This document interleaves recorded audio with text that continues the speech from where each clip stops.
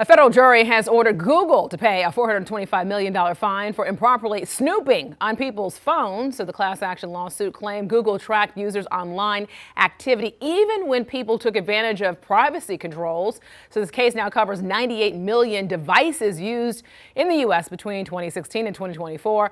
And a spokesperson for Google says the verdict misunderstands how Google's products work, and the company will appeal. So let's bring in Chief Legal Analyst Clive Rhodes to talk about this. First, can we break down exactly what Google was actually doing that violated California's privacy laws, and what kind of user data was being tracked without consent? All data was being tracked. All data. That's what they were doing. And the problem is, yes, the developer, the person that spoke for Google says that they don't understand, or the court doesn't understand it. And I think to some extent that is an argument that I've made a number of times, that to people that are rendering judgment in these type of cases don't utilize the technology, don't use the technology, and don't understand it. And so you get all these experts in there to try to explain it to them like they're a 2-year-old, and it's sometimes over their head. In this case, there was a multi-week jury trial. So explaining this to individuals that some folks on the jury use it, some folks don't, it's going to be hard for them to understand it. Even if they use it, you don't understand how it works.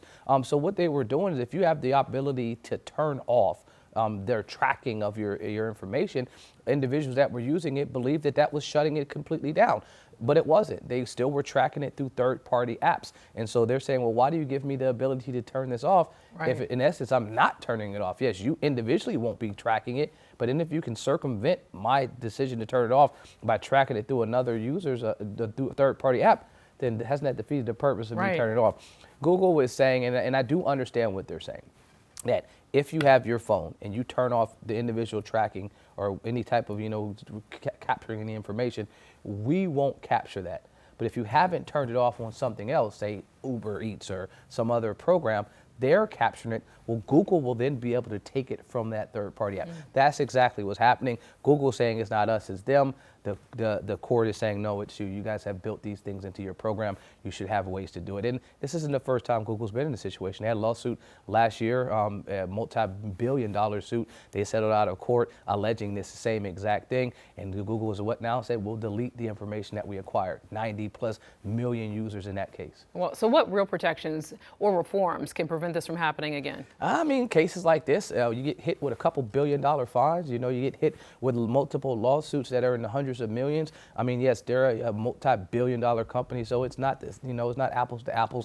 But nobody wants to keep seeing these type of lawsuits on their books. And even if you appeal, it costs money to do that. I mean, and so if you get a favorable decision down the road, it's still a cost. And so it's cheaper to fix the scenario in the beginning. So if you have your risk management department, they're saying, is it cost prohibitive for us to continue to have these type of policies in place? But on the other side, if you're acquiring that data, I've said it before, data is the new oil, data is the new gold. If they have your name, your information, and they can sell it to someone else, maybe a selling of that offsets the cost of litigation. And so they're like, we'll keep continuing to do it. If I've sold your data for $1 billion, but I got hit with $400 million lawsuit, I'm still in the green. I'm still in the green. Right.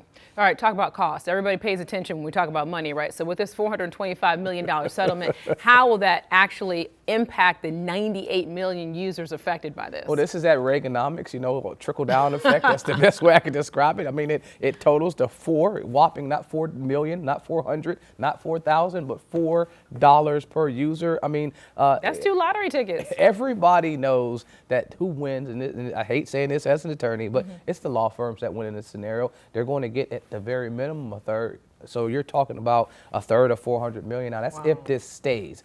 Cases like this, oftentimes, once they go from this court and they go to an appeal court may uphold the judgment but lower the amount. So I wouldn't start cashing the checks yet if I'm Morgan & Morgan, who represented these folks here. But what I would say is, they're the ones that won't be getting $4, but we'll be getting somewhere in the hundreds of millions. Yeah, absolutely. Clive Rhodes, appreciate your insight. Thanks so much.